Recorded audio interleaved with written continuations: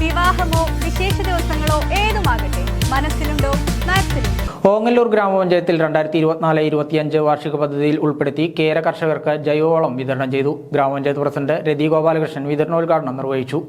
ഓങ്ങല്ലൂർ ഗ്രാമപഞ്ചായത്തിൽ 2024-25 വാർഷിക പദ്ധതിയിൽ ഉൾപ്പെടുത്തിയാണ് ഗ്രാമപഞ്ചായത്തിന്റെയും കൃഷി വകുപ്പിന്റെയും സംയുക്താഭിമുഖ്യത്തിൽ കേര കർഷകർക്ക് ജൈവവളം വിതരണം ചെയ്തത്.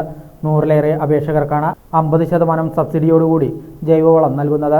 ചൊവ്വാഴ്ച പഞ്ചായത്തിൽ നടന്ന ചടങ്ങിൽ ഗ്രാമപഞ്ചായത്ത് പ്രസിഡന്റ് രതി ഗോപാലകൃഷ്ണൻ വിതരണോദ്ഘാടനം നിർവഹിച്ചു. 25 സാമ്പത്തിക വർഷത്തിൽ തെങ്ങിന് ജൈവവളം എന്നുള്ള പദ്ധതി വെച്ച് ഒരു തെങ്ങിന് 3 കിലോ വെച്ചിട്ട് നമ്മുടെ ഗ്രാമസഭയിൽ വന്ന അപേക്ഷകർക്ക് എല്ലാവർക്കും വെച്ച് 20 കിലോ വെച്ചിട്ടാണ് കൊടുക്കുന്നത്.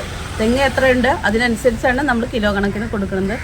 ഈ ജൈവവളം ഔപചാരികമായി ഉദ്ഘാടനം ചെയ്ത് അറിയിച്ചുകൊണ്ട് തെങ്ങൊന്നിന് 3 കിലോ ജൈവവളം എന്ന അളവിലാണ് കർഷകർക്ക് വിതരണം ചെയ്യുന്നത്.